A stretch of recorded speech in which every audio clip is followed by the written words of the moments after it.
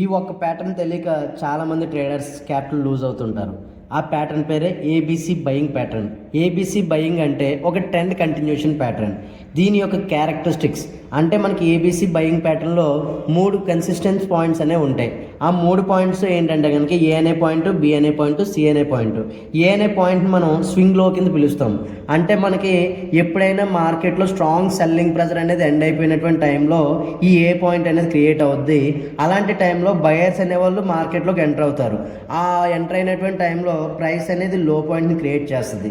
అలానే మనకి next point అనేది బి, అంటే మనకి మార్కెట్ అనేది స్ట్రాంగ్ బుల్లిష్ క్యాండిల్స్తో ఒక ప్రైస్ని అప్ సైడ్ తీసుకెళ్ళినప్పుడు క్రియేట్ చేసేటువంటి పాయింటే బి. దీన్ని మనం ఇంపల్సివ్ మూవ్ అంటాం.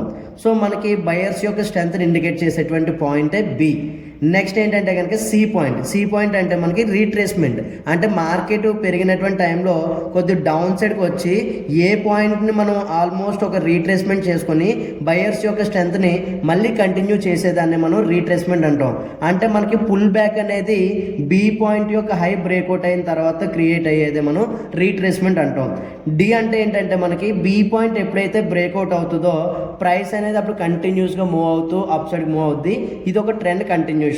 సో మనకి నెక్స్ట్ పొటెన్షియల్ టార్గెట్నే మనం డి కింద తీసుకుంటాం. ఏబిసిడి బయింగ్ ప్యాటర్న్ అంటాం.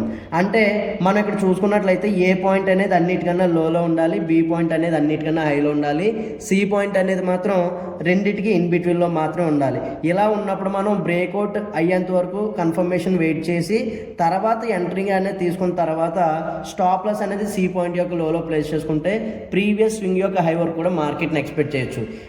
మీరు ఇవాళ చూసినటువంటి ఈ ఏబీసీ బయింగ్ ప్యాటర్న్ అనేది ఇవాళ మార్కెట్లో ఫార్మేషన్ అయితే జరిగింది. ఇది సెన్సెక్స్ యొక్క చార్ట్ని అయితే మీకు ఇక్కడ రిప్రజెంట్ చేయడం జరిగింది. మీరు 5 minutes టైం ఫ్రేమ్లో సెన్సెక్స్ ప్యాటర్న్ చూస్తే మీకు ఈ ఏబీసీ బయింగ్ ప్యాటర్న్ అనేది ఐడెంటిఫై అవుతుంది. మేము పెట్టే ఎఫర్ట్స్ కనుక మీకు నచ్చితే లైక్ చేసి ఛానల్ని ఫాలో అవ్వండి.